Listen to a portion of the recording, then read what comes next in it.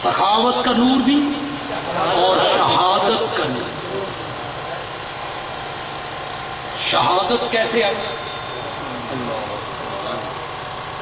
40 دن اسی کنویں کا پانی بند ہے، میٹھا پانی بند ہے۔ لوگ کہتے ہیں حضرت حسین رضی اللہ تعالی عنہ اور ان کے کنبے پہ پانی بند کیا گیا، 3 دن کے لیے بند کیا۔ تاریخی روایات اس کو جھٹلاتی ہیں، لیکن چلو میں مان لیتا ہوں کہ 3 دن کے لیے ان پہ پانی بند کیا گیا فرات کا۔ ادھر حضرت عثمان کی مظلومیت کو دیکھو، فرات کوئی حضرت حسین نے خرید کے نہیں دی تھی، یہ کنواں تو عثمان نے خرید کے دیا، عثمان نے خرید کے دیا، اور 40 دن پانی بند کیا گیا، زادرہ بند کیا گیا۔ جمعے کا دن عصر کے وقت حضرت عثمان کی آنکھ لگی، اٹھے، ان کی اہلیہ نائلہ نے پوچھا، عثمان آج تو افطاری کے لیے گھر میں نمک بھی نہیں ہے، کوئی چیز نہیں ہے۔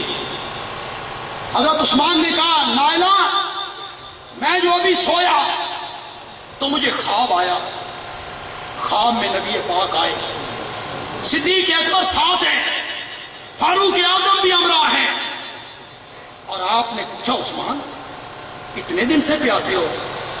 فکر نہ کرو، آج روزہ ہمارے پاس آ کے افطار کرو، آج روزہ ہمارے پاس آ کے۔ یہ سب خطیب بیان کرتے ہیں۔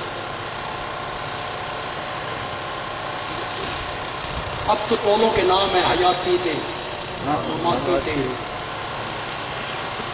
حیاتی بھی بیان کرتے ہیں، اور ہم جو اہل سنت ہیں، اشاعت التوحید سے جن کا تعلق ہے، ہم بھی بیان کرتے ہیں، ان کے خطیب بھی بیان کرتے ہیں، مزے لے لے کے بیان کرتے ہیں۔ حضرت عثمان نے کہا، خواب میں نبی پاک نے فرمایا روزہ ہمارے پاس آ کے افطار کرنا ہے۔ بندیالوی کہتا ہے حضرت عثمان شہید ہو گئے افطاری سے پہلے، نبی پاک کا وجود مقدس روضہ انور میں موجود ہے، جہاں تو حضرت عثمان نہیں پہنچے، کوئی ثانوی سمجھائے اے روزہ افطار کتھے ہویا؟ ہمارا عقدہ کوئی حل کرے، یہ روزہ کہاں افطار ہوا؟ یہ روزے کا افطار ہونا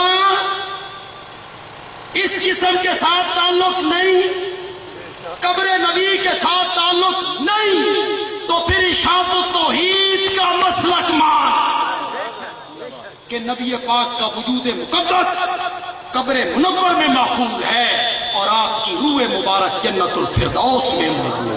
نعرہ تکبیر، مسلک کی حق جمعیت اشاعت التوحید والسنہ، ماشاءاللہ ماشاءاللہ۔ اور حضرت عثمان کو اس لیے بھی ذو النورین کہتے ہیں کہ انہوں نے 2 ہجرتیں کی،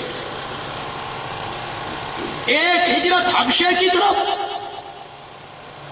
اور دوسری ہجرت مدینے کی طرف۔